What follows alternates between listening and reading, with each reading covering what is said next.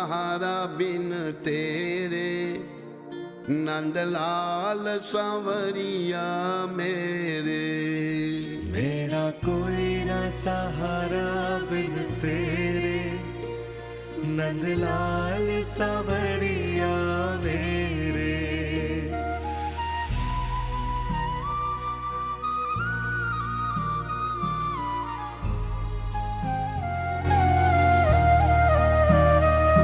मेरा कोई न सहारा बिन तेरे, नंदलाल सांवरिया मेरे।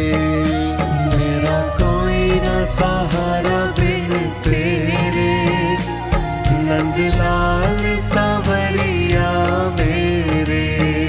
नंदलाल सांवरिया मेरे। नंदलाल सांवरिया मेरे। नंदलाल सांवरिया मेरे। नंदलाल सांवरिया मेरे। मेरा कोई न सहारा बिन तेरे, नंदलाल सांवरिया मेरे।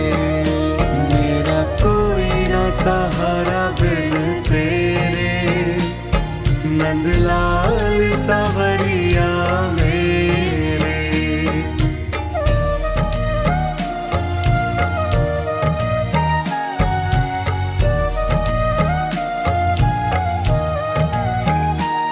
करुणा सागर तेरा सहारा, करुणा सागर तेरा सहारा।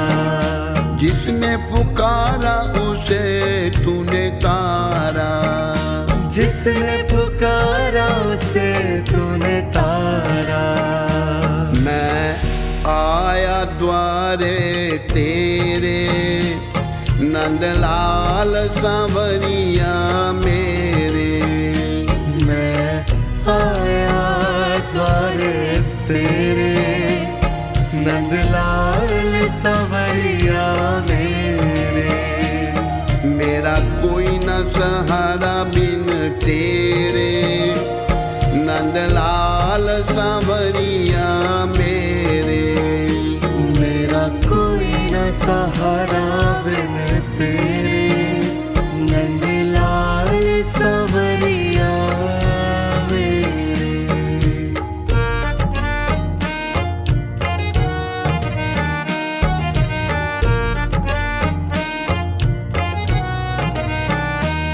तुम दीन बंधु हितकारी, तुम दीन बंधु हितकारी। मैं दुखिया शरण तिहारी। मैं दुखिया शरण तिहारी। काटो जन्म मरण के फेरे, नंदलाल सांवरिया मेरे। काटो जन्म मरण के फेरे, नंदलाल सांवरिया मेरे। मेरा कोई न सहारा बिन तेरे, नंदलाल सांवरिया मेरे। मेरा कोई ना सहारा बिन तेरे, नंदलाल सांवरिया मेरे।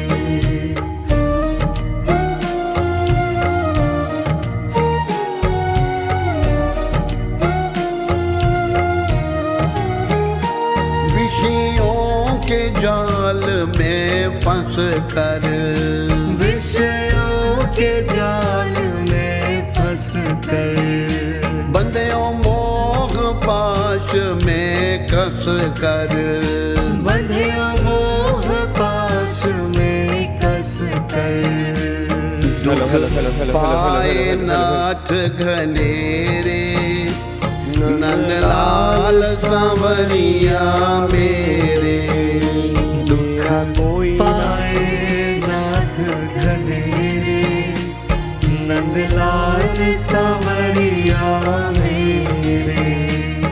मेरा कोई न सहारा बिन तेरे, नंदलाल सांवरिया मेरे।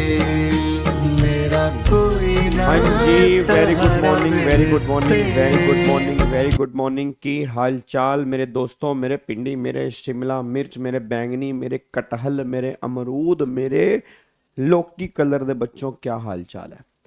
गुड मॉर्निंग सावन, में कहा था आऊंगा। Good morning Anuj, good morning Tirath, good morning Komal, good morning Bhalla साहब, good morning Ravi, very good morning मेरे दोस्तों। क्या हाल चाल हैं? बढ़िया, मस्त मौज बहार, जिंदगी बढ़िया चल रही है? चलो बहुत बढ़िया। सर जी आप सुनाओ? मैं तो बहुत बढ़िया हूँ यार, एकदम मस्त मौज बहार, जबरदस्त जिंदगी चल रही है। चलो अब एक बार फटाफट से यहाँ पे आ जाओ जी, इधर देखो ध्यान से। आज वाली क्लास में हमें जीएसटी में क्या रिवाइज करना है? अच्छा, एक तो 2-3 क्वेश्चन में डाउट था रजिस्ट्रेशन वाले, तो उसको पहले फटाफट से डिस्कस करते हैं। फिर आज वाली क्लास में टैक्स इनवॉइस वाला चैप्टर हमें रिवाइज करना है, उसके बाद फिर टैक्स इनवॉइस वाले चैप्टर के क्वेश्चन हमें करने हैं, ठीक है? तो एक बार फटाफट से यहाँ पे आ जाओ जी, इधर देखो ध्यान से। अब एक तो जो डाउट था वो क्वेश्चन नंबर 31 में डाउट था। तो बच्चा ये कहने लग रहा था कि सर जी आपने आरसीएम वाला यहाँ पे क्यों लिया? एक तो बच्चे का डाउट था कि आपने आरसीएम वाला क्यों लिया। फिर दूसरा बच्चे का डाउट था सर यहाँ पे 10 लाख रुपए की लिमिट हमने क्यों ली है? तो पहली बात तो ये समझो, अगर कोई इनवर्ड सप्लाई आरसीएम वाली होती है वो नहीं लेते, आउटवर्ड सप्लाई तो सारी लेते हैं। आपको मैंने कल भी तो कहा था भाई, आउटवर्ड सप्लाई तो सारी लेते हैं ना। आउटवर्ड सप्लाई चाहे फॉरवर्ड चार्ज वाली हो, आउटवर्ड सप्लाई चाहे रिवर्स चार्ज वाली हो, हमें सारी के सारी लेके चलनी पड़ती है। अब ये हमारी आउटवर्ड सप्लाई है, ये हमारी रिवर्स चार्ज वाली है, तो हमें सारी लेनी है। तो forward charge reverse charge matter नहीं करता, आउटवर्ड सप्लाई है ये मैटर करता है, तो हमारी टर्नओवर का पार्ट बनेगी। हाँ, अगर ये इनवर्ड सप्लाई आरसीएम वाली होती फिर हम टर्नओवर का पार्ट नहीं बनाते, बस ये पर ध्यान दो। दूसरी बात, अब यहाँ पे एक बात बताओ, ये मणिपुर है। अच्छा, ये मणिपुर है, ये कर्नाटक है। तुम सब जानते हो मणिपुर में 10 लाख की लिमिट है, कर्नाटका के अंदर वैसे 40 लाख की लिमिट है। बट मैंने कहा था कि अगर सेम पेन में एक स्पेशल स्टेट होगी और एक नॉन स्पेशल स्टेट होगी तो लिमिट रिड्यूस टू, मैं दोबारा बोलूंगा, लिमिट रिड्यूस टू ₹10 लाख, ठीक है ना? लिमिट रिड्यूस टू ₹10 लाख, तो लिमिट जो है वो 10 लाख पे रिड्यूस हो जाएगी। अब यहाँ पे हमें 10 लाख की लिमिट के बेस पे देखना है ना। अब यहाँ पे तुम्हारी टोटल टर्नओवर जो आ रही है 19 लाख आ रही है। वैसे अगर आप कायदे से देखोगे 20 लाख और 40, अच्छा यहाँ पे 20 लाख की लिमिट एप्लीकेबल क्यों है? क्योंकि वो गुड्स और सर्विस में डील कर रहे हैं। तो गुड्स और सर्विस में तो वैसे 20 लाख की लिमिट है, खाली गुड्स में डील करता 40 लाख की लिमिट होती, गुड्स और सर्विस में लिमिट 20 लाख की। बट प्रॉब्लम क्या है, यहाँ 20 लाख की भी एप्लीकेबल नहीं होगी क्योंकि स्पेशल कैटेगरी स्टेट में है। तो यहाँ पे 10 लाख की लिमिट लगेगी और ये 19 लाख है, इसलिए इसकी टर्नओवर जो है, तो गवर्नमेंट ये बात कहना चाह रही है। देखो यहाँ पे जी, तो mister B enterprise making exam supply. अच्छा अच्छा अच्छा अच्छा अच्छा अच्छा अच्छा अच्छा अच्छा अच्छा अच्छा अच्छा अच्छा अच्छा, ये तो एग्जाम सप्लाई कर रहा है क्या? मणिपुर से एग्जाम सप्लाई कर रहा है क्या यहाँ पे? Value of intra state outward supply of, oh my God, oh my God, oh my God, भाई साहब ये तो पॉइंट बहुत बढ़िया यार। ये एक बात पाओ, जिन बच्चों ने डाउट नहीं पूछा, ये पॉइंट तुमने कर कैसे लिया भाई? हैं? ये पॉइंट तुमने कर कैसे लिया? यहाँ पे एग्जम्प्टेड सप्लाई कर रहा है, ध्यान रखना। अब वो मणिपुर में एग्जम्प्टेड सप्लाई कर रहा है। अब अगर मणिपुर में वो टैक्सेबल सप्लाई कर रहा होता ना, फिर लिमिट 10 लाख से रिड्यूस हो जाती। अब मणिपुर में वो एक्सक्लूसिवली एग्जम्प्टेड सप्लाई कर रहा है, तो मणिपुर में एक्सक्लूसिवली वो एग्जम्प्टेड सप्लाई कर रहा है, तो फिर तो बात खत्म। फिर तो ये सिंपल से बात है, टर्नओवर का पार्ट तो बनेगी बट लिमिट 10 लाख से रिड्यूस नहीं होगी, क्योंकि वो 5 लाख रुपए एग्जम्प्टेड सप्लाई है, उस पर जीएसटी लगने का मतलब ही नहीं है। तो इसलिए यहां पे लिमिट जो रहेगी 20 लाख रहेगी, बस ये पर ध्यान दो। अब यहां पे एक बार चेक करना, तो देखो, person making any interstate supply are required to obtain compulsory registration, but in case of interstate supply of taxable services threshold limit 20 lakh is available, such threshold limit reduce to 10 lakh in case of जो अपना special category state taxable supply. अगर वहां से क्या हो रही है? Taxable supply. But यहां पर B enterprise making exempted supply from Manipur a specified special category state, the applicable threshold limit of registration for B would be remain 20 lakh, that is not liable, क्योंकि टोटल टर्नओवर जो है 19 लाख रुपए की आ रही है। इस क्वेश्चन को जबरदस्त वाला इंपॉर्टेंट मार्क कर लो जी। इस क्वेश्चन को जबरदस्त वाला इंपॉर्टेंट मार्क कर लो। एक होता है इंपॉर्टेंट, एक होता है जबरदस्त इंपॉर्टेंट, एक होता है उससे भी इंपॉर्टेंट। तो अगर उससे भी इंपॉर्टेंट कुछ होता है वो मार्क कर लो इसको। एग्जाम में तुम्हारे क्वेश्चन बन सकते हैं, ठीक है ना, एग्जाम में तुम्हारे क्वेश्चन बन सकता है, बस ये बात ध्यान देना, ठीक है।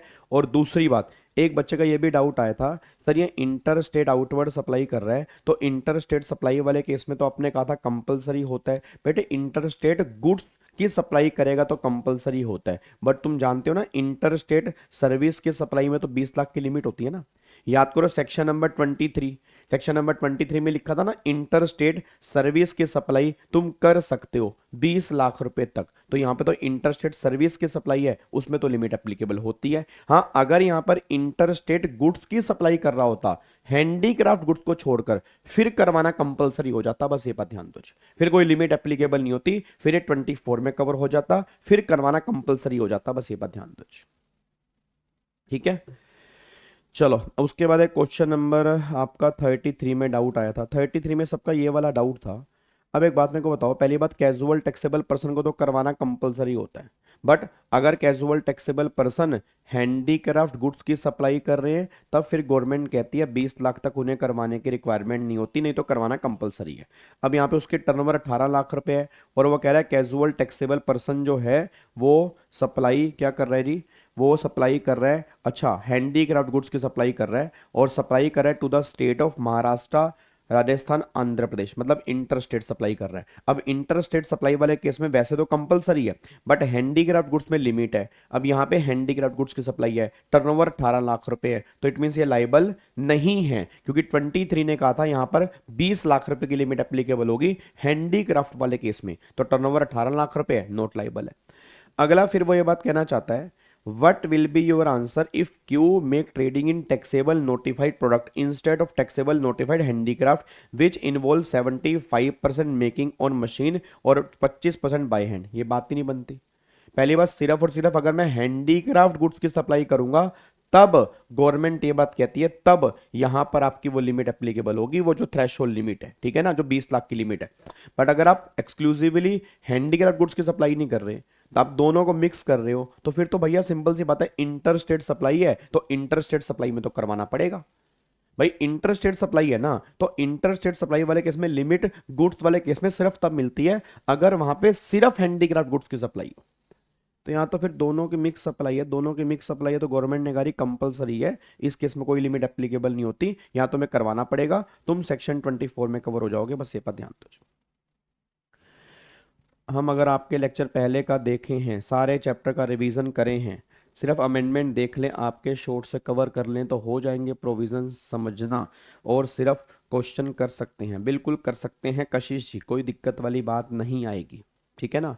तो यहाँ पे ठीक है जी, तो यहाँ पे आपको ध्यान रखना सेक्शन 24 है तो 24 में करवाना कंपलसरी है, ठीक है ना, 24 में करवाना कंपलसरी है, ये बात आपका डाउट आया था। उसके बाद फिर एक बच्चे का क्वेश्चन नंबर 34 में डाउट था, हाँ कि सर 34 में हमें समझ नहीं आ रहा कि टर्नओवर कैसे निकाली है। भैया पहली बात तो आउटवर्ड सप्लाई पेट्रोल की 4 लाख लो, फिर एग्जम्प्टेड सप्लाई है इन इस ब्रांच सेम पेन के अंदर है 2 लाख रुपए, ये ले लो। आउटवर्ड सप्लाई टैक्सेबल गुड्स की इन इस ब्रांच उत्तर प्रदेश, तो यहाँ पे 5 लाख रुपए ये लेके चलोगे। आउटवर्ड सप्लाई जिसमें आरसीएम कवर है तो ये 6 लाख की लेके चलोगे, 6 5 11, 11 और 2 13 और 4 17। इनवर्ड सप्लाई आरसीएम वाली ये नहीं लेके चलोगे, 17 लाख रुपए की टर्नओवर तुम्हारी यहाँ पे निकल के आ जाएगी। अब मेरा पूरी क्लास से क्वेश्चन है, बच्चा कह रहा है सर ये तो समझ में आ रहा है 17 लाख की है, अच्छा अब यहाँ पे इन्होंने सर्विस में काम की है और अगर आप चेक करोगे गुड्स में भी काम किया है, तो वैसे लिमिट 20 लाख रुपए की एप्लीकेबल है, तो टर्नओवर 17 लाख रुपए की है, तो नॉट लायबल होगा, आंसर इज नो। अब यहां पे इन्होंने पॉइंट क्या डाला है, पॉइंट ये डाला है इनवर्ड सप्लाई आरसीएम वाली, मतलब क्या इस पर्सन को आरसीएम में जीएसटी पे करना पड़ेगा, करना पड़ेगा। अब जिस पर्सन को आरसीएम में जीएसटी पे करना है तो उसको तो सेक्शन 24 में करवाना कंपलसरी है ना। भाई आप एक बात बताओ, इस पर्सन ने इनवर्ड सप्लाई ली आरसीएम वाली, माना टर्नओवर 17 लाख है, माना 20 लाख से कम है, बट फिर भी करवाना पड़ेगा क्योंकि ये आरसीएम में जीएसटी पे करने के लायक है। अब याद करो सेक्शन 24, सेक्शन 24 में क्या था, अगर आप आरसीएम में जीएसटी पे करने के लायबल हो तो आप वाले केस में टर्नओवर हमें चेक ही नहीं करनी। तो अगर मैं ये पॉइंट ध्यान से नहीं पढ़ूंगा तो फिर गलती करके आऊंगा जी। अब देखो टर्नओवर 17 लाख रुपए की है, तो उसने बोला कि भैया वैसे टर्नओवर 20 लाख तक है, हाउ एवर, लेकिन किंतु परंतु अगर एक पर्सन आरसीएम में टैक्स पे करने का लायबल है तो कंपलसरी करवाना पड़ेगा, उसकी टर्नओवर कितनी भी हो ये मैटर ही नहीं करता। ये पॉइंट यहां पे इंपॉर्टेंट है, बस ये पर ध्यान देना। तो इस क्वेश्चन को भी आप इंपॉर्टेंट मार्क कर सकते हो। ठीक है, क्वेश्चन नंबर 34 को भी आप यहाँ पे इंपॉर्टेंट मार्क करेंगे, आपके एग्जाम के लिए क्वेश्चन इंपॉर्टेंट है। यहाँ पर ये पॉइंट ध्यान देना बहुत जरूरी है कि मुझे आरसीएम में जीएसटी पे करना है। अगर मुझे आरसीएम में जीएसटी पे करना है इसलिए मुझे करवाना कंपलसरी है, क्योंकि आरसीएम में अगर मैं जीएसटी पे करूंगा उस केस में सेक्शन 24 एप्लीकेबल हो जाता है, कोई लिमिट वहां पे एप्लीकेबल नहीं होती।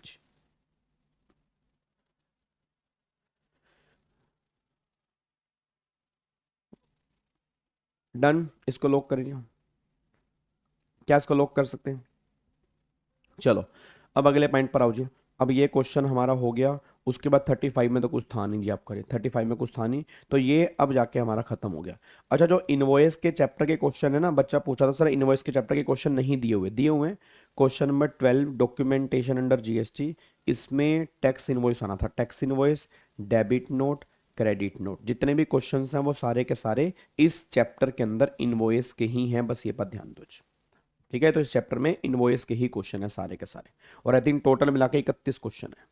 ठीक है, टोटल मिला के 31 क्वेश्चन मेरे ख्याल से इनवॉइस के चैप्टर के यहाँ पे निकल के आते हैं। अब एक बार पहले आ जाओ जी, पहले हम ऐसा करते हैं इनवॉइस वाला चैप्टर ना रिवाइज कर लेते हैं। इनवॉइस वाला चैप्टर हम पहले रिवाइज कर लेते हैं, उसके बाद फिर इसके क्वेश्चंस की रिवीजन कर लेंगे। अब एक बार आ जाओ यहाँ पे, सबसे पहले इनवॉइस के चैप्टर की अगर हम यहाँ पे रिवीजन करें तो यहां पे आओ सबसे पहले जी। अब मेरा पूरी क्लास से क्वेश्चन है, सारे के सारे बच्चे आंसर देना चाहिए। अब इनवॉइस के चैप्टर में हमें क्या पढ़ने को मिलेगा पहले वो समझो। इनवॉइस के चैप्टर में पढ़ने को मिलेगा कि हमें इनवॉइस कब इशू करना है, उसकी टाइम लिमिट क्या होती है। गुड्स वाले केस में टाइम लिमिट क्या होती है, सर्विसेज वाले केस में टाइम लिमिट क्या होती है, इनवॉइस इशू करने की वो सारी बातें यहां पे। फिर क्या हर केस में इनवॉइस इशू करना जरूरी है? जैसे एक बात कहो, आज हम मार्केट में सामान खरीदने जा रहे हैं, हमें वहां पर इनवॉइस मिल रहा है, क्या हर केस में इनवॉइस इशू करना जरूरी है? भाई अगर मान लो मैंने 10 रुपए का सामान लिया तो क्या 10 रुपए के केस में इनवॉइस इशू करना जरूरी होगा? तो क्वेश्चन क्या निकल के आ रहा है, क्या इनवॉइस की रिक्वायरमेंट हर जगह पे होती है, और क्या अगर मेरी सप्लाई एग्जम्प्टेड सप्लाई है क्या तो भी मुझे इनवॉइस इशू करना पड़ेगा, या उस केस में और कोई डॉक्यूमेंट होगा? और दूसरा, फिर क्या टैक्स इनवॉइस जो हम इशू करते हैं उस टैक्स इनवॉइस के अंदर क्या क्या कंपोनेंट्स हमें देखने को मिलते हैं? वैसे आपको मैंने यहां पे टैक्स इनवॉइस दिखाया था जी, आपको वैसे मैंने यहाँ पे टैक्स इनवॉइस दिखाया था, अपने मेरे ख्याल से रेगुलर क्लास के अंदर दिखाया था, जहां पर आपको मैंने सारी चीजें दिखाई थी कि देखो ये टैक्स इनवॉइस है और ये टैक्स इनवॉइस में ये मतलब ये चीजें जो होती हैं मेंशन करनी होती हैं। फिर एक अगला कॉन्सेप्ट और भी है, ई इनवॉइस क्या होता है? ई इनवॉइस भी क्या टैक्स इनवॉइस होता है, या टैक्स इनवॉइस अलग होता है, ई इनवॉइस अलग होता है? और फिर ई इनवॉइस किसको इशू करना होता है, और क्या ई इनवॉइस हम खुद इशू करते हैं या पोर्टल से वेरीफाई होके आता है? और टैक्स इनवॉइस हम खुद इशू करते हैं या पोर्टल से वेरीफाई होके आता है? तो वो सारी की सारी बातें आपकी यहां पे आएंगी। इधर देखो ध्यान से। अब सबसे पहली बात, हमें इनवॉइस कब इशू करना है, तो गवर्नमेंट कहती है यहाँ पे दो केस हैं, गुड्स वाला केस अलग है और सर्विस वाला केस अलग है। तो पहले ऐसा करते हैं, पहले गुड्स वाला केस देख लेते हैं। गुड्स वाले केस में दो केस हैं, जनरल केस हो गया, स्पेशल केस हो गया।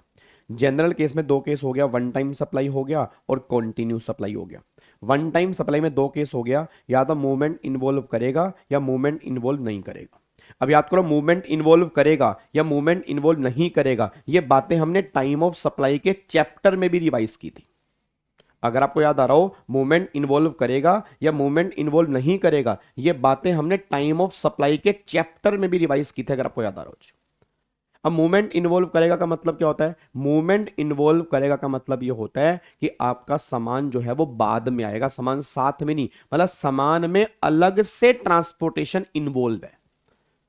तो अगर सामान में अलग से ट्रांसपोर्टेशन इन्वॉल्व है तो मूवमेंट इन्वॉल्व है, और अगर सामान में अलग से ट्रांसपोर्टेशन इन्वॉल्व नहीं है, मतलब हमने वहीं से सामान लेना है, ठीक है, जहां पर हम जा रहे हैं वहीं से सामान खुद कैरी करके लेके आ रहे हैं, तो मूवमेंट इन्वॉल्व नहीं है। अब गवर्नमेंट ने कहा देखो जी, अगर मूवमेंट इन्वॉल्व है तो फिर जिस दिन फैक्ट्री से रिमूव हुआ उस दिन या उससे पहले आपको इनवॉइस इशू करना पड़ेगा। और अगर मूवमेंट इन्वॉल्व नहीं है फिर जिस दिन वो गुड्स डिलीवर किया जाएगा उस दिन या उससे पहले इनवॉइस इशू करना पड़ेगा। अब रटने वाला बच्चा एक बात ध्यान दे, मूवमेंट इन्वॉल्व वाले केस में रिमूवल की डेट ध्यान देंगे, मूवमेंट नॉट इन्वॉल्व वाले केस में डिलीवरी की डेट ध्यान देंगे, बस ये बात ध्यान दो। बढ़िया तब है अगर वन टाइम सप्लाई हो रही है। अच्छा एक बच्चा कहता है सर अगर कॉन्टिन्यूस सप्लाई ऑफ गुड्स तो, अच्छा बताओगे कॉन्टिन्यूस सप्लाई ऑफ गुड्स क्या होता है? याद करो, ऐसे तुम्हारे घरों में सिलेंडर आ रहा है, अब सिलेंडर जो है मतलब गैस जो है that is continuous supply of goods हो गया। तुम्हारे घरों में डेली आपने दूध को सब्सक्राइब कर रखा है, आपने कोई सब्जियां सब्सक्राइब कर रखी हैं, ये सारा का सारा कॉन्टिन्यूस सप्लाई ऑफ गुड्स है। मतलब ऐसे गुड्स जो कॉन्टिन्यूस बेस पे चलते जा रहे हैं। अब अगर आपने कभी भी ध्यान देना, अगर आपने कभी भी कॉन्टिन्यूस सप्लाई ऑफ गुड्स की है, मुझे नहीं पता आपने कभी कभी ऐसा किया या नहीं किया प्रैक्टिकल, जैसे मान लो कंट्री डिलाइट है और मान लो कंट्री डिलाइट के अंदर सब्सक्रिप्शन ले रखा है कि डेली में को दूध चाहिए, डेली में को नारियल पानी चाहिए, that is continuous supply of goods. आपने नीचे राशन वाले को बोल रखा है या नीचे फ्रूट वाले को बोल रखा है भैया हर दूसरे दिन में 1 किलो मेरे को सेब दे जाना। हाँ बिल्कुल, न्यूज़पेपर तुम्हारे डेली घर में आ रहा है, तो मुद्दा क्या निकल कर है, इस केस में करें क्या? तो उस केस में गवर्नमेंट कहती है अगर कॉन्टिन्यूस सप्लाई ऑफ गुड्स होती है तो इसमें क्या होता है, बार बार स्टेटमेंट इशू की जाती है। स्टेटमेंट का मतलब 15 दिन में कितनी सप्लाई हो गई, 20 दिन में कितनी सप्लाई हो गई, 30 दिन में कितनी सप्लाई हो गई। तो जब वो स्टेटमेंट इशू की जा रही है वो, या जब तुमने पेमेंट की वो, इसमें से जो भी अर्लियर डेट होगी वो तुम्हारा टाइम ऑफ सप्लाई बन जाएगा, बस ये पर ध्यान दो। तो यहां पे जब स्टेटमेंट, सक्सेसिव स्टेटमेंट का मतलब बार बार स्टेटमेंट, और जब तुमने पेमेंट की है, इनमें से गवर्नमेंट कह रही है इनमें से जो भी अर्लियर होगा वो तुम्हारा टैक्स इनवॉइस बन जाएगा। यहां तक तुम्हें इनवॉइस इशू करना होगा, बस ये पर ध्यान दो। और जो इनवॉइस इशू करने की डेट है, जो बच्चे कह रहे थे time of supply, sir continuous supply वाले केस में टाइम ऑफ सप्लाई क्या बनेगा, सेम बनेगा। जो इनवॉइस इशू करने की डेट है ना कॉन्टिन्यूस में, वही सेम टाइम ऑफ सप्लाई की डेट है।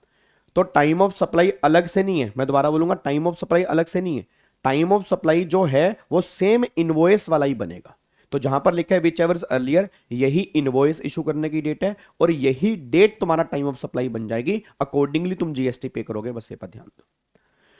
फिर गुड्स वाले केस में आता है स्पेशल केस। अब ये स्पेशल केस में क्या है, goods Saint on approval basis. अब ये goods Saint on approval base का मतलब क्या होता है कि मैंने सामने वाले को गुड्स भेजे, मैं दोबारा बोलूंगा, मैंने सामने वाले को गुड्स भेजे। तो अगर सामने वाले को गुड्स भेजे तो वो इनवॉइस कब इशू करेगा जी? अब मतलब इनवॉइस यहाँ पे मैंने सामने वाले गुड्स भेजे तो मुझे इनवॉइस कब इशू करना पड़ेगा?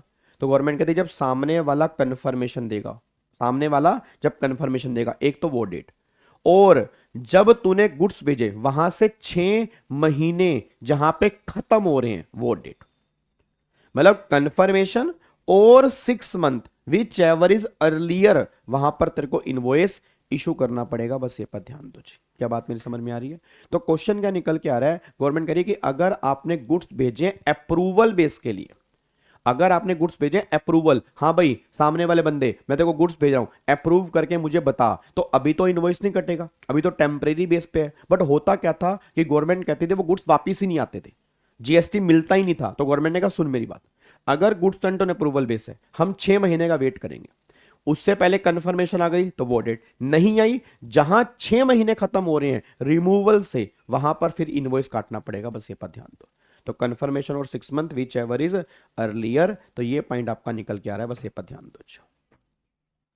ठीक है सर, फास्ट ट्रैक लेक्चर है या रिवीजन है? बेटे फास्ट ट्रैक लेक्चर ही होते हैं ये, फास्ट ट्रैक और इससे ज्यादा फास्ट ट्रैक क्या होंगे?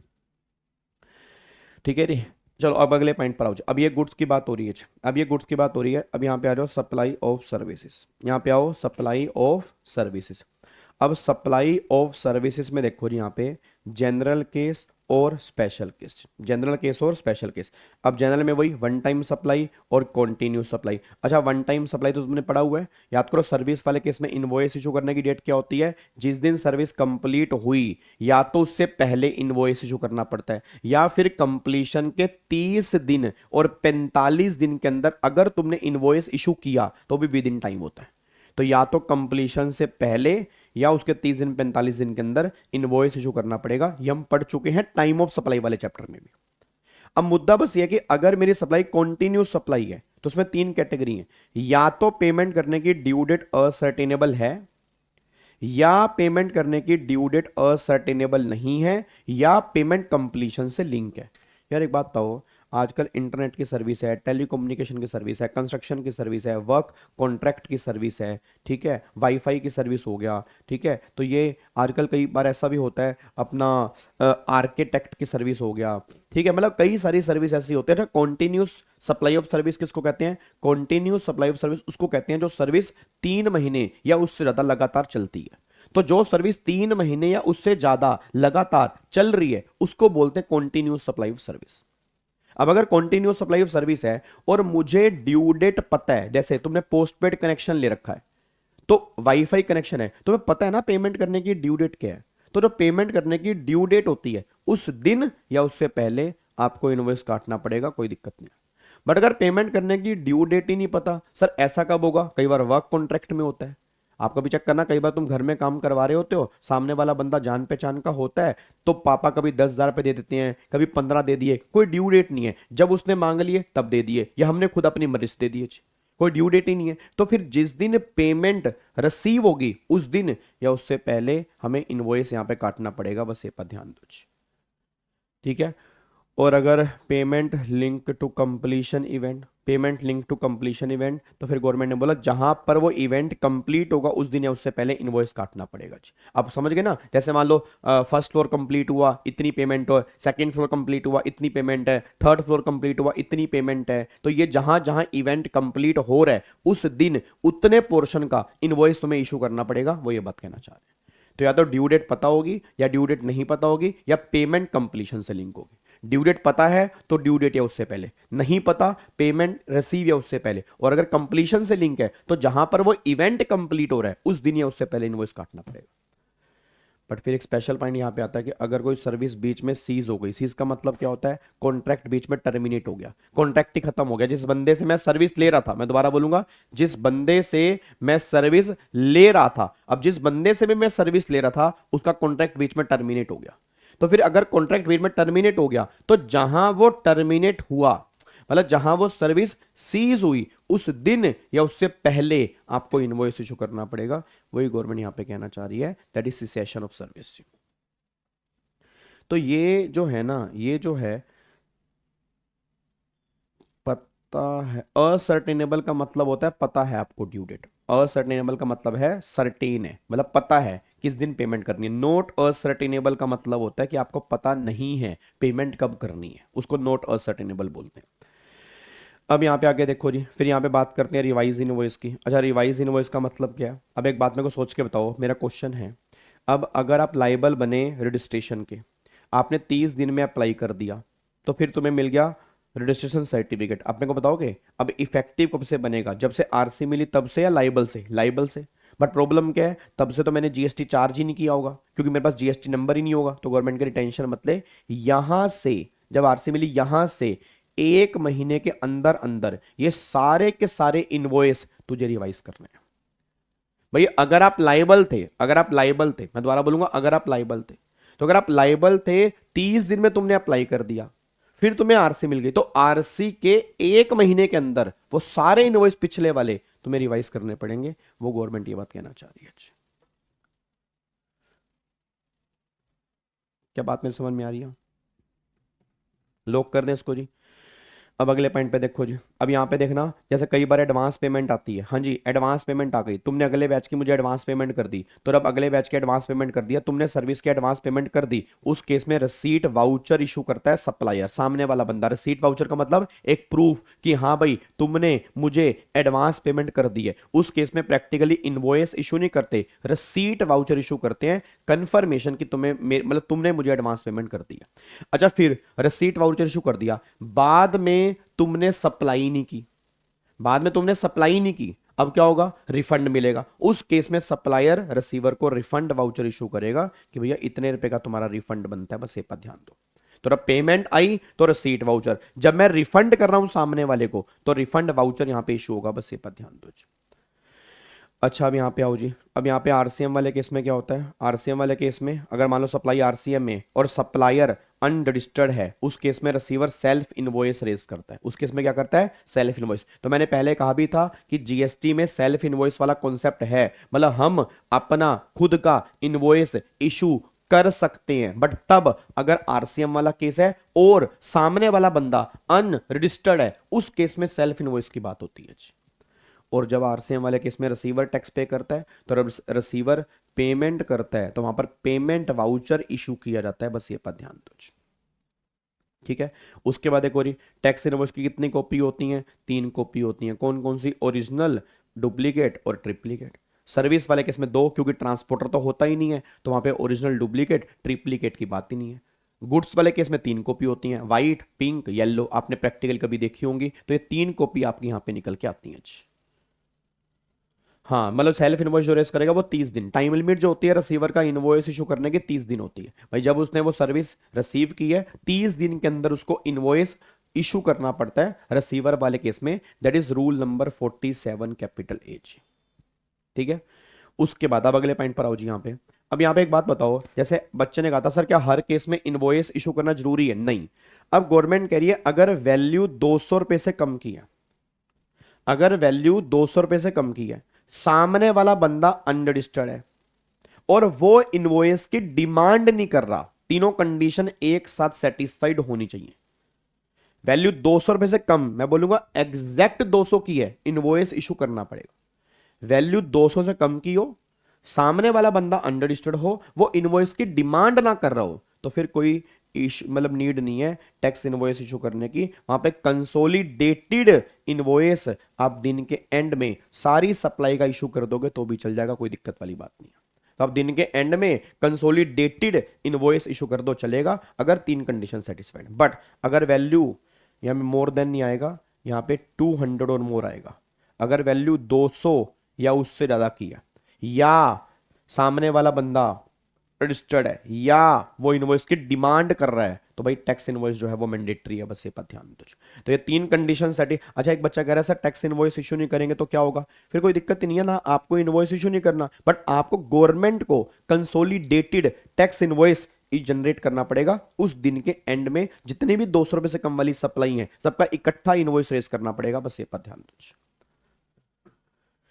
ठीक है। अच्छा, डिलीवरी चलान। अब ये डिलीवरी चलान क्या होता है? जैसे कई बार हम सामान भेजते हैं बट वो सामान सप्लाई की कैटेगरी में नहीं कवर होता। जैसे मैंने जॉब वर्कर को सामान भेजा, अब जॉब वर्कर को सामान भेजा तो मेरा जॉब वर्कर को सामान देना सप्लाई थोड़ा है, वो तो मैंने मतलब प्रोसेसिंग के लिए भेजा है, वो तो टेम्परेरी ट्रांसफर है, मूवमेंट है, बट वो सप्लाई नहीं है। अब सप्लाई नहीं है तो फिर उसके इसमें प्रूफ कैसे होगा? तो डिलीवरी चलान।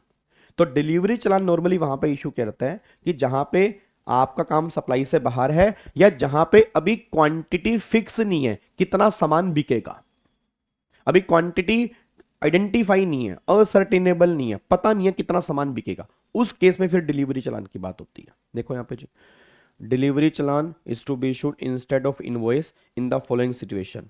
पहला, लिक्विड गैस, पता नहीं होता कितनी लिक्विड गैस की सप्लाई होगी। ट्रांसपोर्टेशन फॉर जॉब वर्कर, वही हो गया। फिर good transportation other than way of supply, आप सप्लाई से बाहर हैं, या नोटिफाइड, अभी नोटिफाइड कुछ नहीं है। मेनली इन तीनों केस में डिलीवरी चलान की बात होती है। और अगेन डिलीवरी चलान के अंदर भी 3 कॉपी होती है, कंसाइनी, कंसाइनर और ट्रांसपोर्टर। यहां पर भी 3 कॉपी निकल के आती है, यहां पर भी 3 कॉपी निकल के आती है, बस ये पर ध्यान दो। क्या बात समझ में आ रही है? पक्का पक्का, चलो।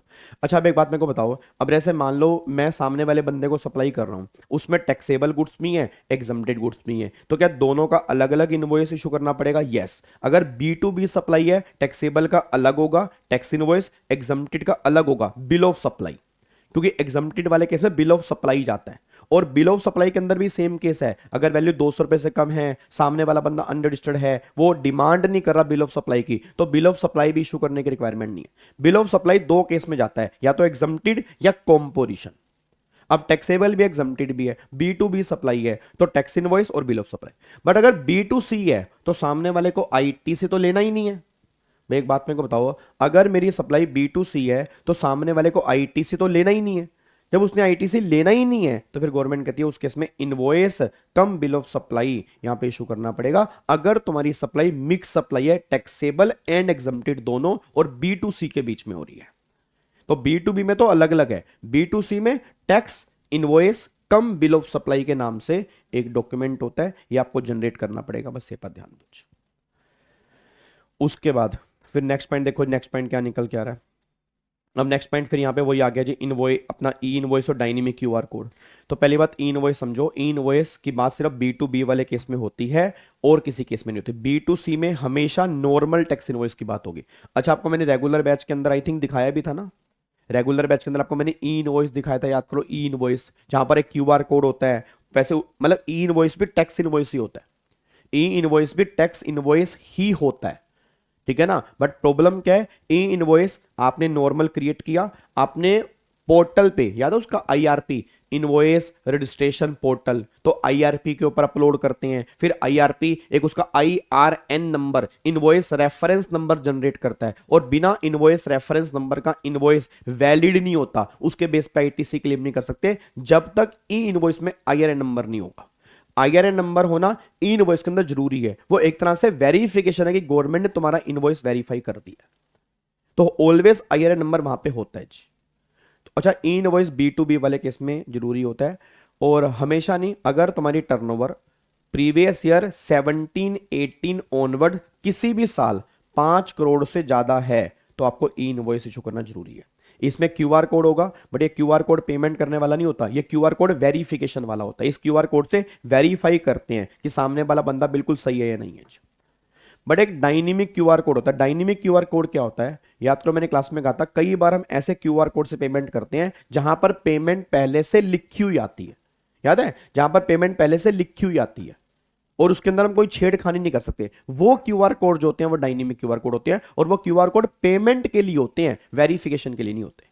बट ये B2C वाले केस में होते हैं, और B2C वाले केस में भी तब अगर टर्नओवर 17-18 ऑनवर्ड्स 500 करोड़ से ज्यादा है, ठीक है। तो डायनेमिक क्यूआर कोड इतना वैसे एग्जाम में पूछते नहीं है, बट तुम्हें क्लैरिटी होनी चाहिए कि भैया अब यहाँ 5 करोड़ की लिमिट है, यहाँ 500 की लिमिट है, ये B2B है, ये B2C है, और इसका क्यूआर कोड वेरिफिकेशन के लिए है, इसका क्यूआर कोड जो होता है पेमेंट के लिए होता है, बस ये पर ध्यान दो।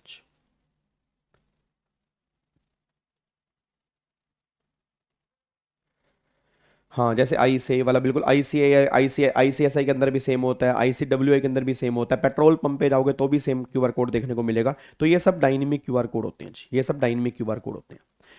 अब यहाँ पे important points related to e invoice, क्या क्या इंपॉर्टेंट पॉइंट है। पहली बात, e invoice is not mandatory, only notified person. Notified person कौन से, जिनके टर्नओवर 5 करोड़ से ज्यादा है। E invoice is not generated by government portal, आप जनरेट वहां से नहीं करते, जनरेट खुद करते हो, फिर IRP पोर्टल पे अपलोड करते हो। देखो लिखा है ना, create their own invoice via software, जो तुम्हारे पास सॉफ्टवेयर है, फिर इनवॉइस रिपोर्ट करोगे INV रजिस्ट्रेशन पोर्टल। अब यहाँ पे आएगा IRP इनवॉइस रजिस्ट्रेशन पोर्टल, फिर IRP generate IRN and QR code and return to supplier, मतलब क्यूआर कोड जनरेट करेगा और इनवॉइस रेफरेंस नंबर जनरेट करेगा। एडवांटेज क्या होते हैं, ऑटो रिपोर्टिंग, ठीक है जी, आपकी reporting automatically, e way bill automatic, आपको मैंने वहां पर भी कहा था रेगुलर बैच में कि जब इनवॉइस होता है तो उससे E way bill automatically detail fill हो जाती है। फिर एरर्स कम से कम होते हैं क्योंकि वेरीफाई हो क्या आ रहा है, ईज ऑफ पेमेंट है, कॉस्ट रिडक्शन है, reduction of tax evasion, obvious सी बात है, जब गवर्नमेंट वेरीफाई कर रही है टैक्स इवेजन कम से कम होगी, और फिर जो बोगस इनवॉइस करते हैं वो कम से कम होंगे क्योंकि गवर्नमेंट ने वो इनवॉइस को वेरीफाई कर दिया, तो बोगस इनवॉइस की चीजें कम होती हैं। कंटेंट क्या होते हैं टैक्स इनवॉइस में, वही नाम, address, GSTN of supplier, GSTIN आएगा जी, कॉन्सिक्यूटिव सीरियल नंबर, ठीक है, date of issue, name, address, GSTN of receiver, HSN SA code, फिर total value, taxable value, place of supply, tax payable under RCM। ये सारी बातें आपको मैंने रियल इनवॉइस में दिखाई थी, अगर आपको याद आ रहा हो जी। आपको जब मैंने रियल इनवॉइस दिखाया था, जब मैंने उस पे लिखा भी हुआ था ई इनवॉइस, याद करो मेरी बुक्स वाला इनवॉइस था, तो उसमें सारी बातें आपको देखने को मिली थी। मेन क्वेश्चन अब जो एग्जाम के अंदर बनेगा ना, मेन क्वेश्चन जो एग्जाम के अंदर बनेगा ये है एग्जम्पशन। भाई किन किन को ई इनवॉइस जनरेट नहीं करना, गवर्नमेंट कह रही है गवर्नमेंट कह रही है इन इनको ई इनवॉइस जनरेट करने की ना रिक्वायरमेंट नहीं है। वो ये नहीं कह रही अगर तुम इनको सप्लाई करोगे तो नहीं करना ना, अगर ये सप्लाई करेंगे तब नहीं करना। मैं दोबारा बोलूंगा, फिर बोलूंगा, फिर बोलूंगा, मैं इनको सप्लाई कर रहा हूं, इन लोगों को, तो मुझे करना पड़ेगा, ये किसी को सप्लाई कर रहे हैं, इनको करने की रिक्वायरमेंट नहीं है। देखो री इनवॉइस कौन बाहर है, SCZ यूनिट, जो SCZ वाले सप्लाई करेंगे, हम SCZ को सप्लाई करेंगे, करना पड़ेगा, SCZ हमें सप्लाई करेगा नहीं। Insurer, bank company, financial institution, इनको नहीं करना, GTA वालों को नहीं करना।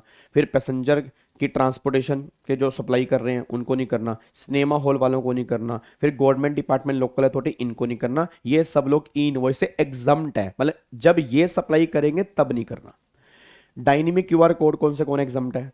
एक्सपोर्ट करोगे, insurer, banker, financial institution, GTA, फिर पैसेंजर की ट्रांसपोर्टेशन, सिनेमा हॉल, ओआईडीआर की टिकट, ये लोग डायनेमिक क्यूआर कोड से एग्जम्प्ट हैं। ठीक है जी, बट मेन दिमाग में लेके चलना ये वाला पॉइंट कि कहां कहां पर ई इनवॉइस की रिक्वायरमेंट नहीं है, क्योंकि एग्जाम में क्वेश्चन जो बनेगा वो मेजरली यहीं से बनेगा जी। अच्छा, फिर एचएसएन कोड की रिक्वायरमेंट कहां कहां पे होती है? अब अगर तुम्हारी टर्नओवर 5 करोड़ रुपए तक है तो गवर्नमेंट कह रही है 4 डिजिट का एचएसएन कोड। पता है एचएसएन कोड क्या होता है? Harmonise system of nomenclature. Sir ये क्या होता है? जो तुम्हारे इनवॉइस पे क्यूआर कोड होता है। एक मिनट रुको, अगर मेरे को यहाँ पे वो दिख जाए इनवॉइस मेरा, इनवॉइस मैंने आपको डाउनलोड करके, अब पता नहीं वो कहाँ पे फाइल होगी ना। जीएसटी चलान है ये तो, चलान रसीट,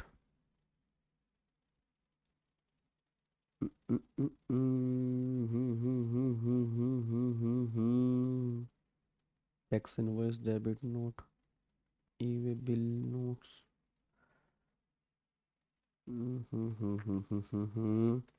चलो ऐसा करूँगा, कल तुम्हें दिखाऊंगा, कल तुम्हें एक बार दिखाऊंगा, कल मैं यहाँ पे ना सेव कर लूँगा, तो मैं कल तुम्हें दिखाऊंगा, ये तो नहीं है।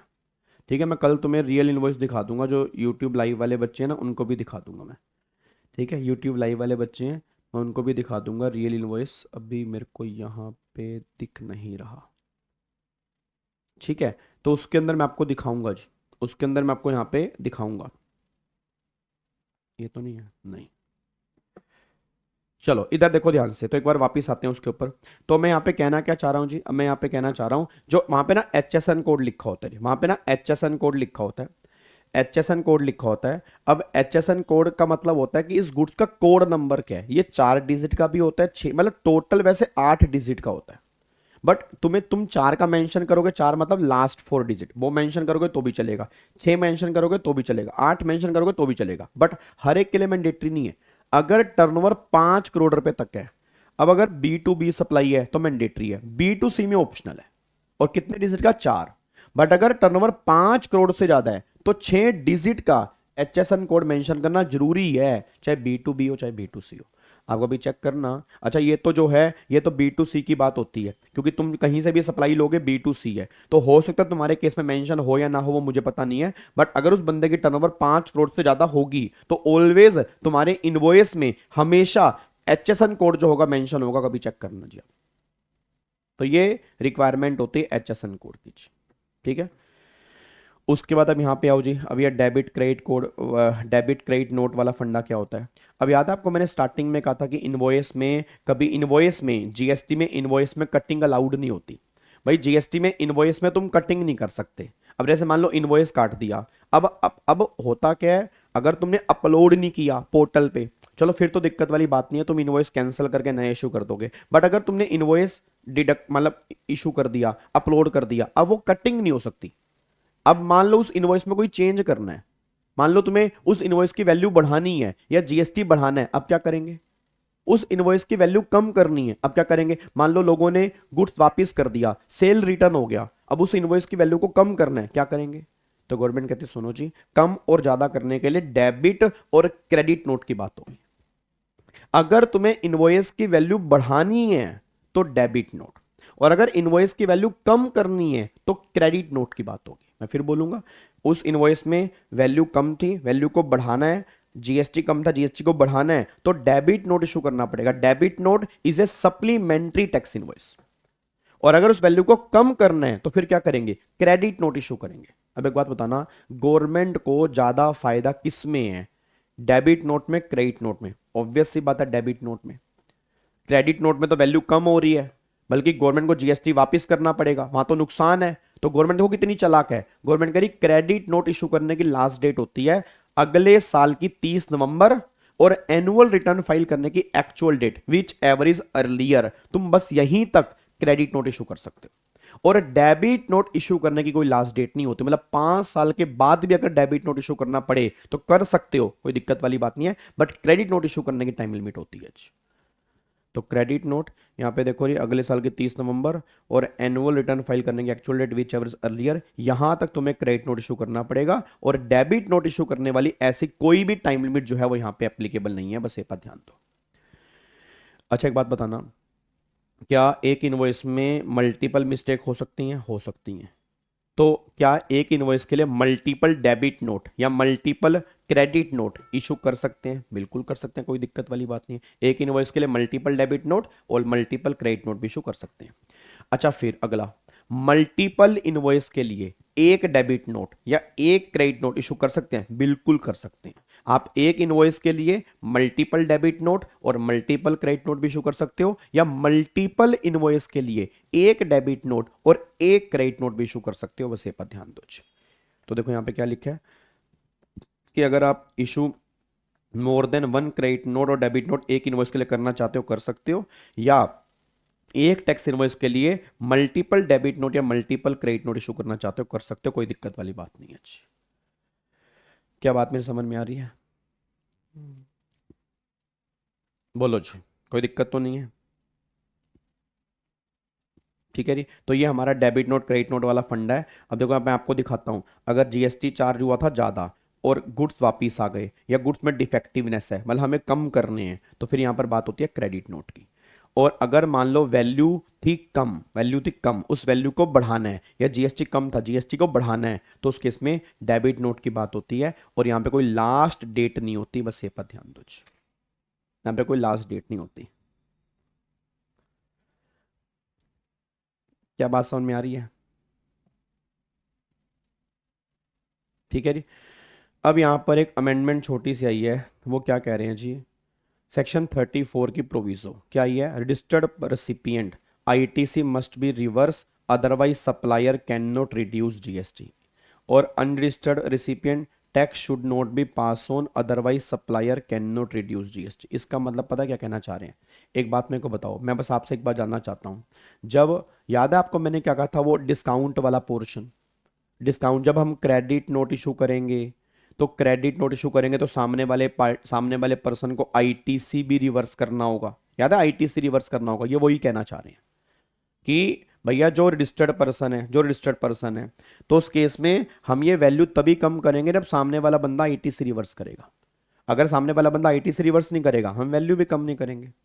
और दूसरी बात, अगर सामने वाला बंदा अनरजिस्टर्ड है तो उसको रजिस्ट्रेशन करवाना पड़ेगा, नहीं तो वो उस केस में वो तो उसने आईटीसी क्लेम ही नहीं किया होगा ना, उसने तो आईटीसी क्लेम ही नहीं किया होगा क्योंकि वो तो अनरजिस्टर्ड है, उसने आईटीसी क्लेम ही नहीं किया होगा। उसको अगर रिफंड क्लेम करना है तो उसको उसके लिए फिर रजिस्ट्रेशन करवाना पड़ेगा, बस ये पर ध्यान दो। तो ये पॉइंट हमने वैल्यूएशन के अंदर डिस्कस भी किया था, अगर आपको याद आ रहा हो।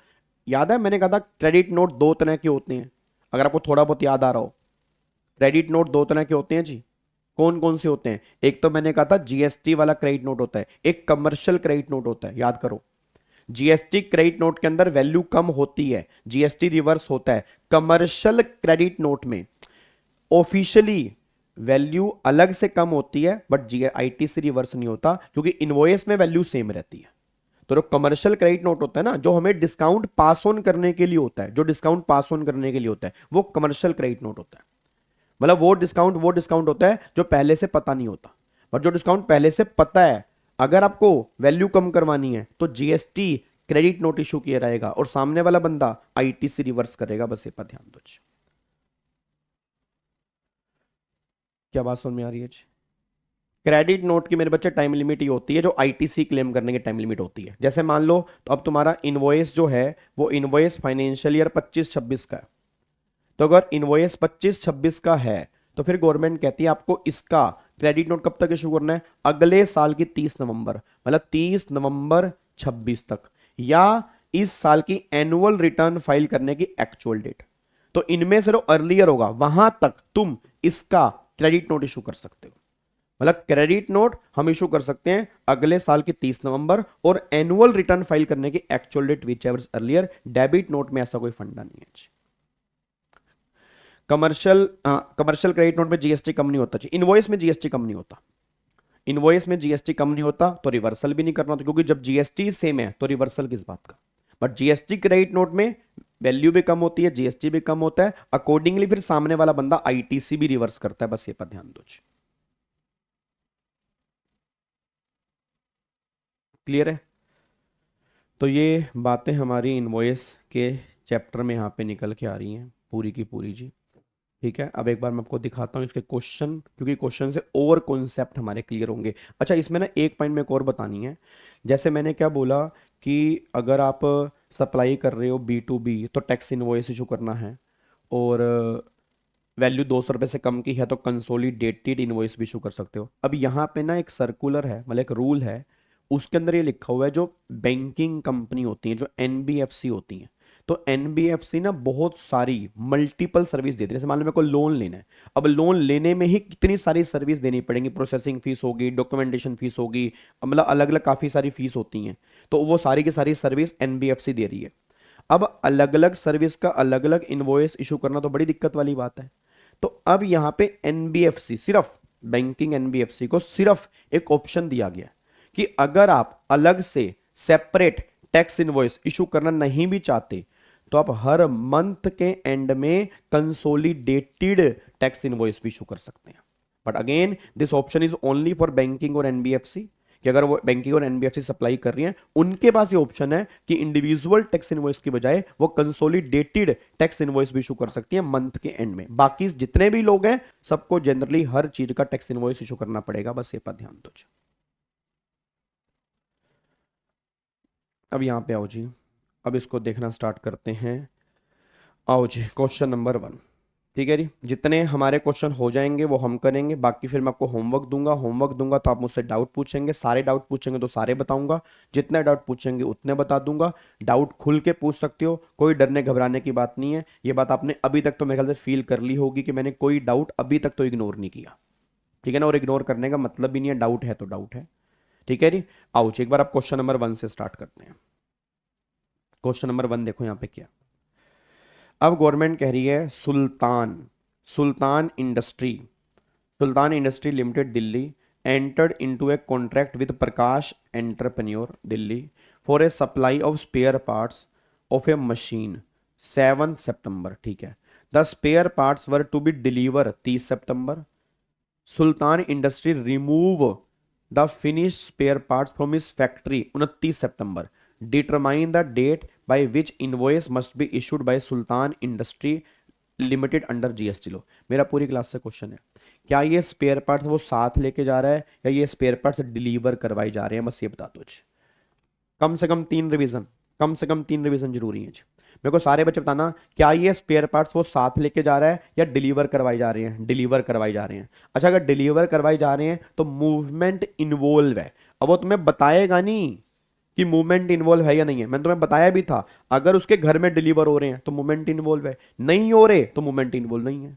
अब डिलीवर हो रहे हैं मतलब मूवमेंट इन्वॉल्व है, साथ नहीं लेके जा रहा वो, तो मूवमेंट इन्वॉल्व है। तो मूवमेंट इन्वॉल्व है तो डेट ऑफ रिमूवल, तो रिमूवल की डेट कौन सी है? 29 सितंबर।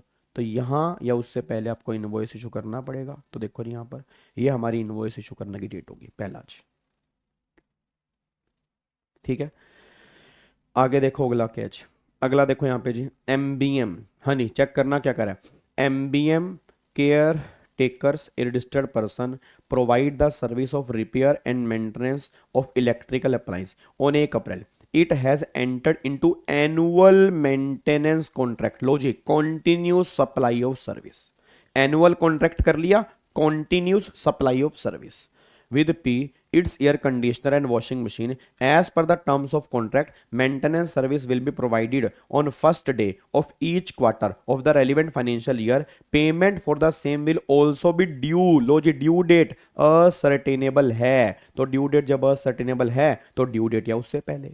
अब ड्यू डेट क्या है यहाँ पे? अप्रैल, जुलाई, अक्टूबर, जनवरी, बस इस दिन या इससे पहले इनवॉइस इशू करना पड़ेगा, क्योंकि कॉन्टिन्यूस सप्लाई ऑफ सर्विस है। ड्यू डेट जो है वो असर्टेनेबल है, तो जिस दिन ड्यू डेट होगी उस दिन या उससे पहले आपको इनवॉइस, यहाँ पे देखो लिखा है ना, पेमेंट इज असर्टेनेबल। तो अगर पेमेंट असर्टेनेबल है तो फिर जिस दिन आपकी पेमेंट की ड्यू डेट होगी उस दिन या उससे पहले आपको इनवॉइस इशू करना पड़ेगा। बिल्कुल सिंपल सी बात है जी।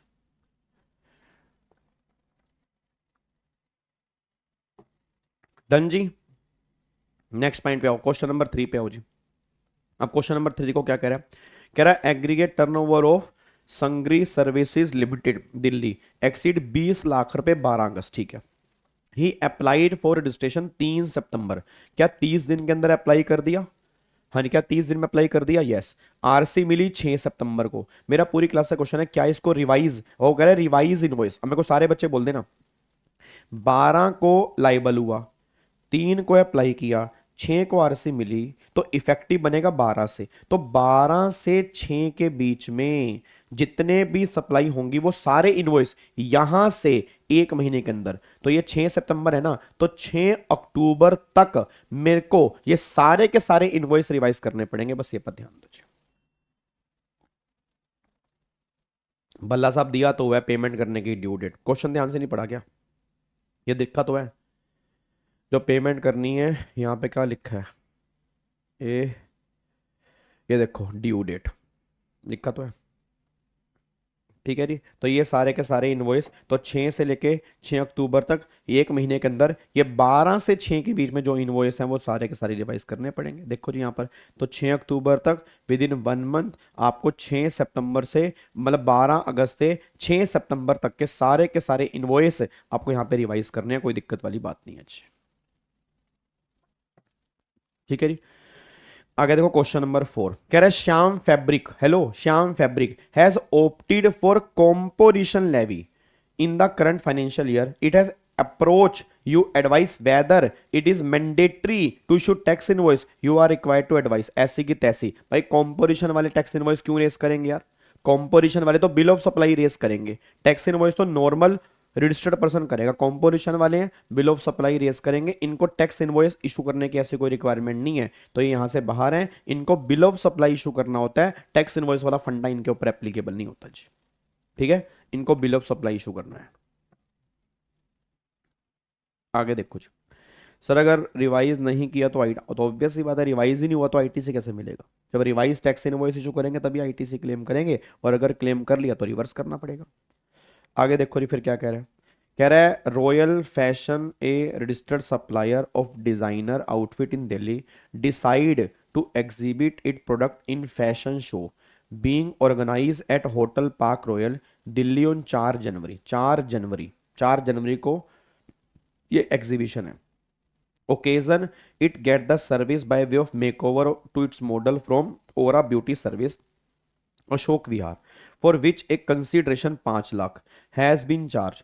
Aura Beauty Service Limited issue a duly signed tax invoice 10 February showing the lump sum amount of 590 inclusive GST, ठीक है जी। Answer the following, examine whether the tax invoice has been issued within the time limit prescribed under law. अच्छा, invoice issue करने की time limit क्या होती है भाई, जब तुम्हारी सर्विस प्रोवाइड हुई उससे पहले या उसके 30 दिन और 45 दिन के अंदर। अब सर्विस जो थी वो कब थी, ऑर्गेनाइज था 4 जनवरी को, तो उससे पहले तो इनवॉइस है नहीं, उसके 30 दिन के अंदर भी नहीं है, इसके 30 दिन बनेंगे 4 फरवरी, इनवॉइस इशू हुआ 10 फरवरी को, तो इनवॉइस तो विद इन टाइम है ही नहीं भाई। जब इवेंट ऑर्गेनाइज हुआ दैट इज कंप्लीशन डेट ना, that is date of provision of supply ना, तो वहां से 30 दिन, तो 4 जनवरी से 4 फरवरी और इशू किया 10 फरवरी, तो विद इन 30 डेज है ही नहीं, तो invoice within time limit नहीं है, invoice within time limit नहीं है। फिर कह रहा है tax consultant of royal fashion objected to invoice raise suggesting that amount of tax charge in respect of taxable supply be shown separately in the invoice raised by Aura Beauty Service. However, Aura Beauty Service Limited contended that there is no mandatory requirement of showing tax components separately in the invoice. You are required to examine the validity of objection raised by tax consultant. बिल्कुल सही है जी, बिल्कुल सही है। अरे 45 दिन banking company वाले case में है, नालायक। 45 दिन बैंकिंग कंपनी वाले केस में होता है, ये बैंकिंग कंपनी है क्या? 45 दिन कहां होता है, बैंकिंग और फाइनेंशियल इंस्टीट्यूशन। 30 दिन की नॉर्मल लिमिट, और 30 दिन कहां से, date of provision of service. Provision of service कब है, 4 जनवरी, तो 4 जनवरी को यहां पे एग्जीबिशन लग रहा है, तो यहां से 30 दिन के अंदर इनवॉइस इशू होना चाहिए। इशू किया 10 फरवरी को, तो अगर 10 फरवरी को किया तो 30 दिन के बाद किया ना, 30 दिन के अंदर किया ही नहीं। और फिर उसके बाद उसने कंबाइन प्राइस बताया। अब ये आर्ग्यूमेंट करे कंबाइन हो सकता है, कंसल्टेंट कह रहे नहीं सेपरेट शो करना पड़ेगा। बिल्कुल कंसल्टेंट सही कह रहा है, बिल्कुल कंसल्टेंट सही कह रहा है। आप कभी भी चेक करना, हर इनवॉइस में जीएसटी सेपरेटली शो होता है जी।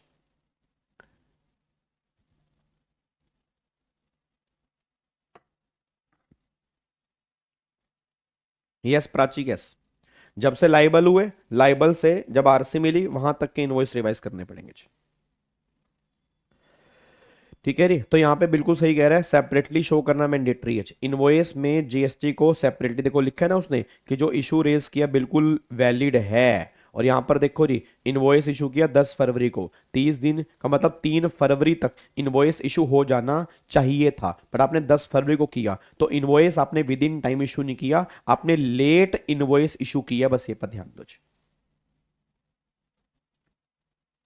क्या बात समझ में आ रही है जी? पक्का पक्का। आगे देखो जी, अब क्वेश्चन नंबर 6 देखो। अब क्वेश्चन नंबर 6 क्या है? कह रहा है Kidzy toys, A wholesaler of toys registered in Chandigarh is renowned in the local market for the variety of toys and their reasonable price.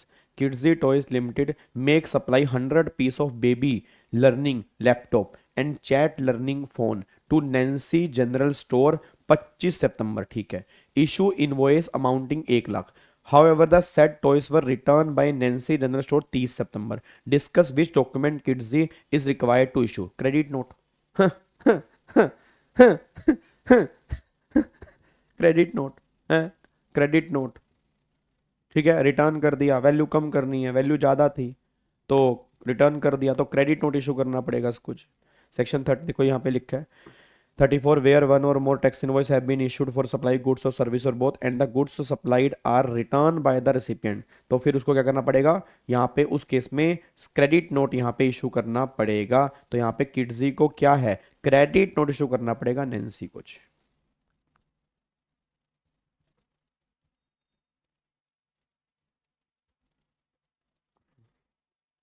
अगले पॉइंट पर आओ जी। राणा संगा, हाँ बोल भाई राणा संगा। राणा संगा क्या कह रहा है? Rana Sanga a registered supplier has made the following taxable supply to its customer Babur in the quarter ending 30 June. अब यहाँ पे बिल नंबर ये है, ये सारे बिल नंबर हैं जी।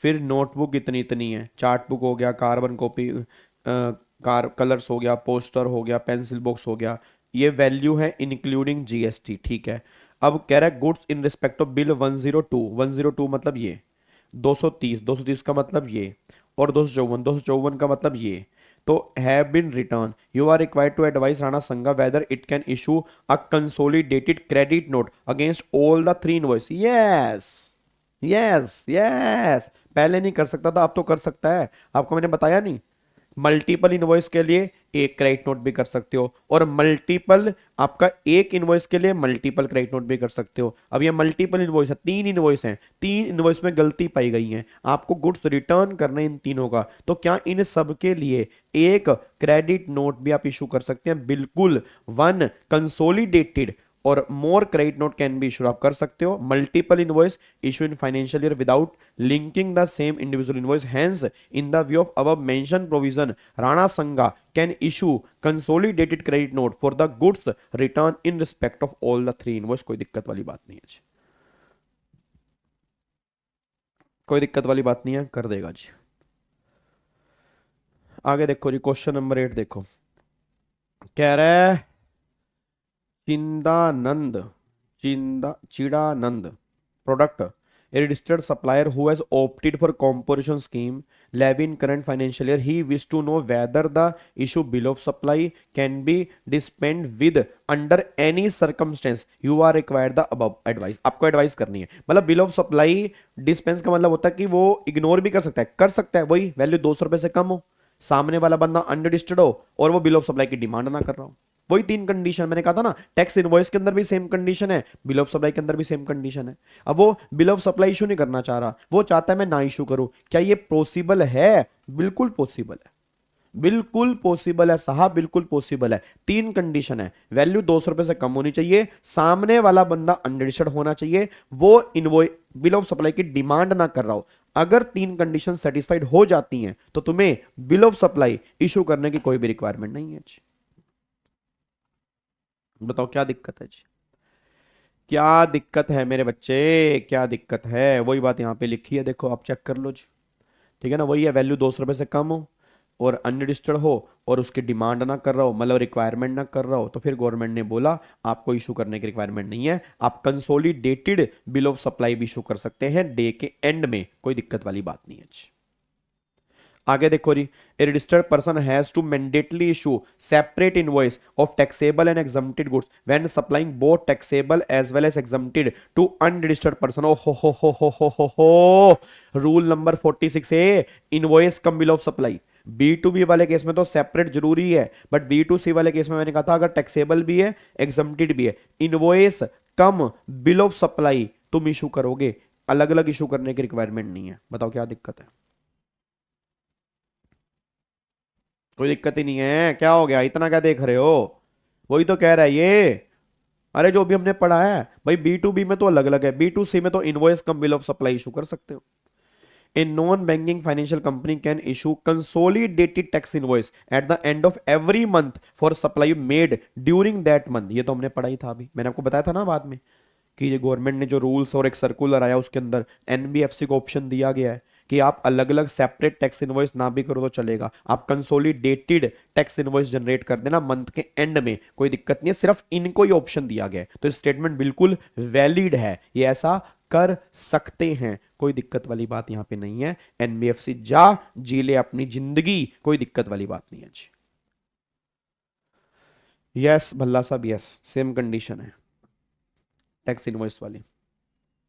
अब आगे देखो जी, अब यहां पे Shakti enterprises Kolkata enter into a contract with Suraj for supply of goods and delivery shall be made on the before 31 October, the goods were remove factory 11 अक्टूबर।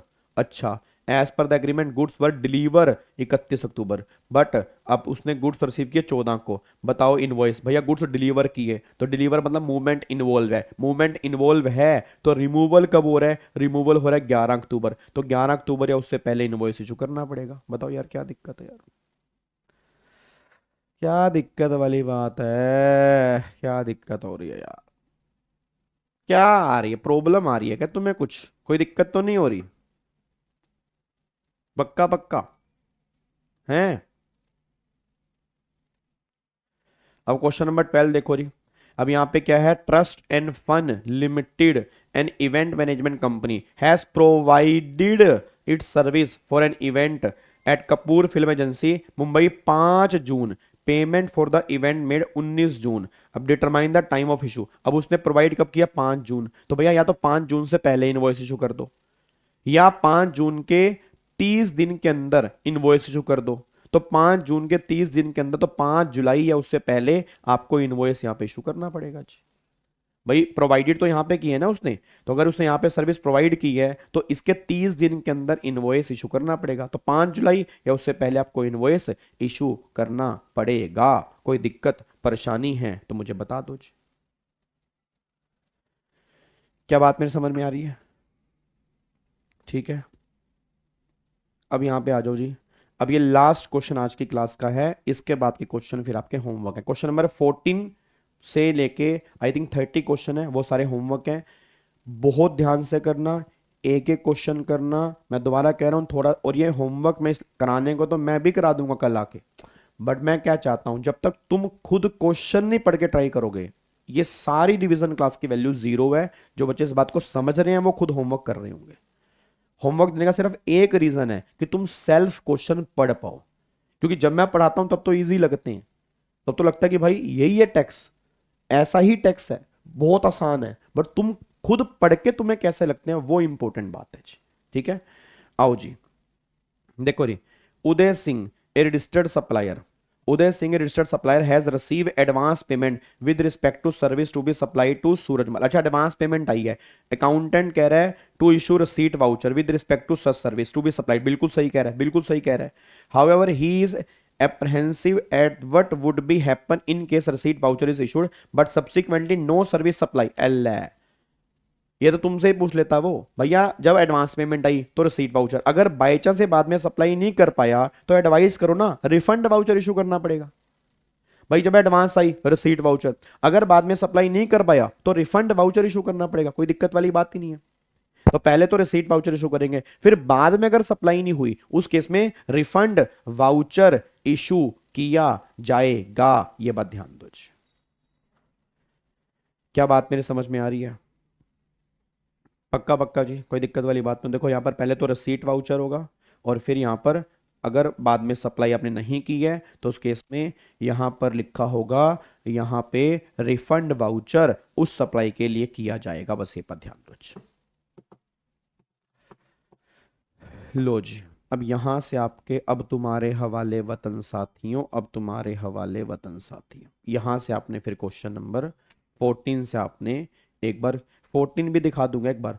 वो कह रहे हैं रजिस्टर्ड पर्सन है, अवेल कर रहा है जीटीए की service which is liable to pay tax under RCM, he wish to know whether he is required to issue an invoice, please advise. हाँ बिल्कुल जी, बिल्कुल। अगर आप आरसीएम की सप्लाई ले रहे हो और तुम्हारा सप्लायर ये तो सर्विस लेने वाला रजिस्टर्ड है, अब देने वाला अगर रजिस्टर्ड है फिर तो वही करेगा, बट अगर देने वाला अनरजिस्टर्ड है तो फिर ये सेल्फ इनवॉइस रेस करेगा 30 दिन के अंदर।